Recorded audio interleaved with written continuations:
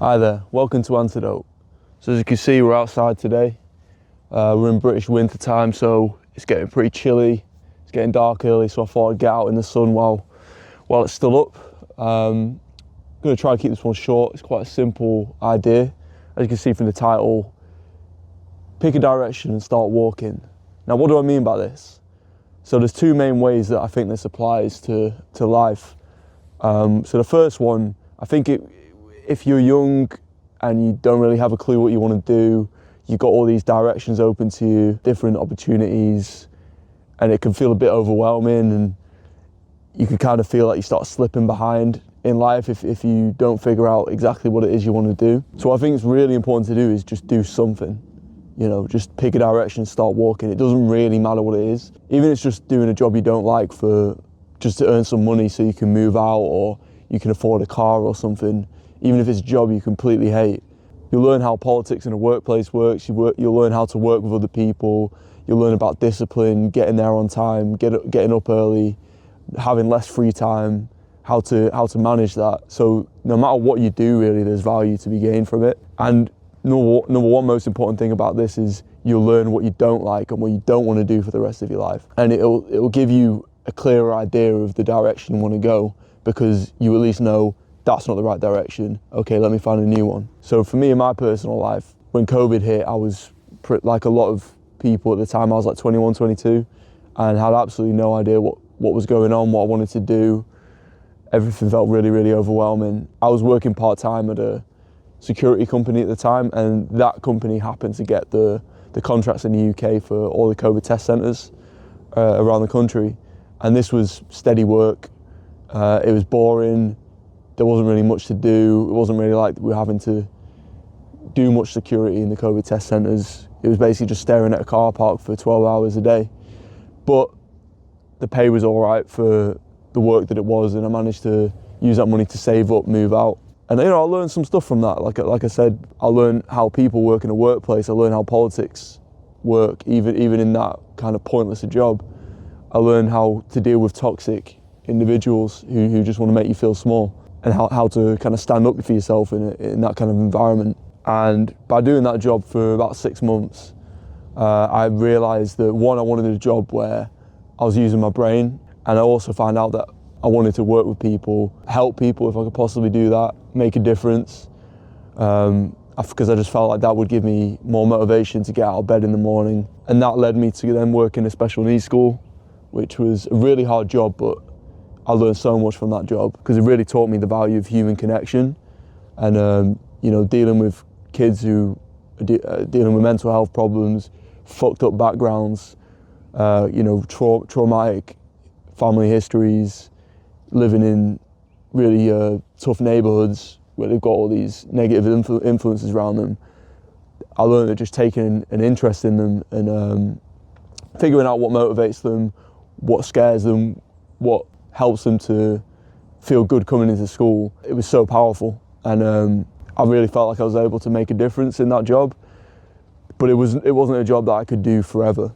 I learned that because one, the pay was abysmal, and two, just dealing with the leadership in that particular school was a nightmare for many different reasons. But working there also helped me to find the direction that I'm in now. I met a psychologist there who was working with the kids, and she was doing amazing stuff. She was doing stuff that's like almost sci-fi. So I'm going on a little bit of a tangent just because I think it's really cool. She was doing this neurofeedback therapy, which is basically where a kid will watch a film or play a video game, and while they're doing this, their brain gets hooked up to whatever the mechanism is that measures brain activity. And if it detects that the kid's getting frustrated or angry or anxious, if it's a film, the film will shrink. If it's a video game, the video game level might get harder, and it only goes back to normal once they kind of bring their agitation down and start to kind of calm themselves down and soothe themselves. And after months and months and months of this, I saw kids who, if they were in a classroom and they got irritated, they couldn't stop themselves from flying off the handle, from kicking chairs, attacking teachers, fighting other students, just going absolutely mental. And I saw the same kid who was doing that after, say, 4 or 5 months of this. They get angry, don't get me wrong, but he'd stand up, kind of shout, and then he'd just go, and come back down and calm myself, which is a huge difference. So I just thought that just inspired me massively to go into psychology, because it just felt like I was seeing really cutting edge stuff live in the flesh and really making a difference in the lives of these kids who needed it. But anyway, so here I am now. I'm 4 years into a psychology degree. I found it really fascinating learning about it. I've obviously started this YouTube channel, which gives me a massive source of motivation, because my hope is that it helps people out there who are struggling mentally or struggling with motivation, give you some solid advice that's based on obviously science, and also just my personal experience as well, and just a person who's lived life.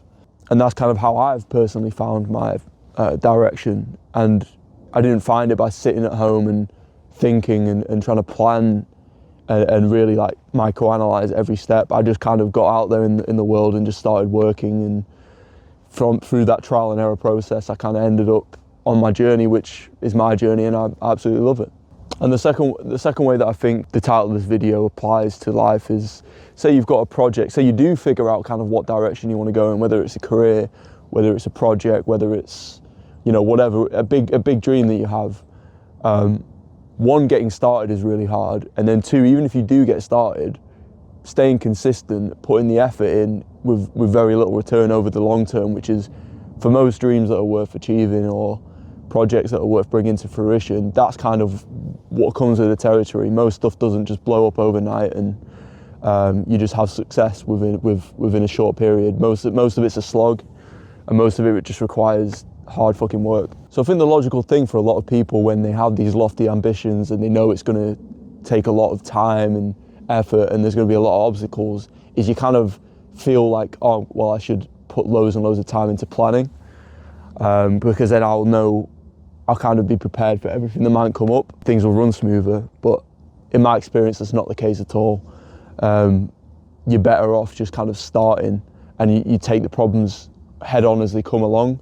Now, the reason I say that is because if you spend a long time sitting at home, planning, preparing, trying to account for every single eventuality, one, you're not actually getting started. You are kind of just wasting time. And two, when you sit there and kind of build up in your head all the obstacles that you're going to have to face, all the challenges, or everything that could possibly go wrong, you can psych yourself out, because you just be like, damn, this feels like an absolute Mount Everest that I need to climb, and it can feel overwhelming. Whereas if you don't do that and you just kind of just get started, you just run into those issues that arise, and they don't feel that big because you're only coming against like one or a couple at a time, and you just think, right, this is what's come up. How do I solve the situation?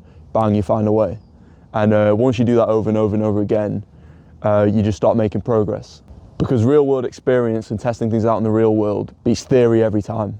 I mean, I'm going to give quite an extreme example, but you know, a lot of people in the UK, they'll know about the Grenfell Tower. If you don't know about it, basically it was a tower block in London which burned down because the cladding that was all around the outside of the building was highly flammable. So once there was a fire, it spread all around the outside of the building and kind of trapped people in this fire trap, and many people died, unfortunately. And the reason I'm bringing this up, because the government changed the legislation before this happened, so that you didn't have to test materials when you were building certain parts of the building in real life with like demonstrations in the physical kind of world.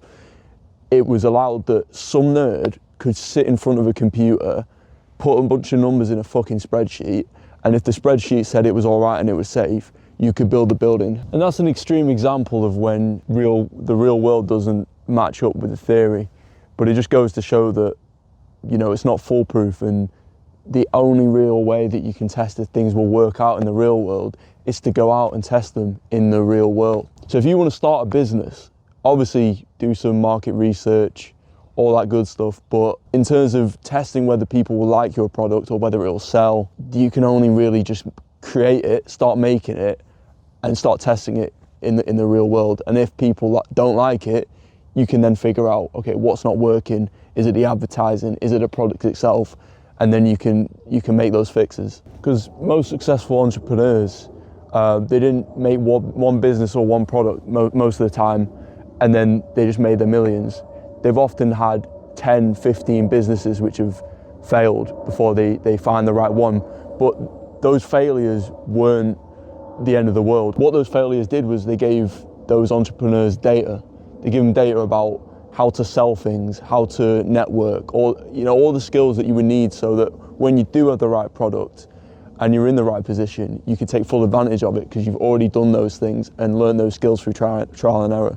You've got to stress test your ideas. You've got to stress test your skills. Getting out there in the world, working, trying things, that's where you learn where your weaknesses are. Last year I did an internship at a really big psychiatric hospital here in the UK, which was a fantastic opportunity, and I found it fascinating and a really good experience, but it definitely highlighted me areas where I massively need to improve if I want to make psychology a career. So in that way I stress test myself and where I was at this particular time in my skills and my work rate. That internship helped to expose to me what I need to work on. So now I've got the roadmap to future success. So yeah, just to summarize this whole video, the only way to get anywhere in any direction and achieve success is to pick a direction and start walking. Don't spend too much time micro-analyzing if this is the right direction, if this is the right thing. You'll only know if it's the right direction or the right thing once you start doing it. And if it isn't, there's another direction you can go walk in.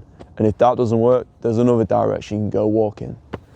Anyway, thank you for watching. I hope you got something from it, and I'll see you on the next one.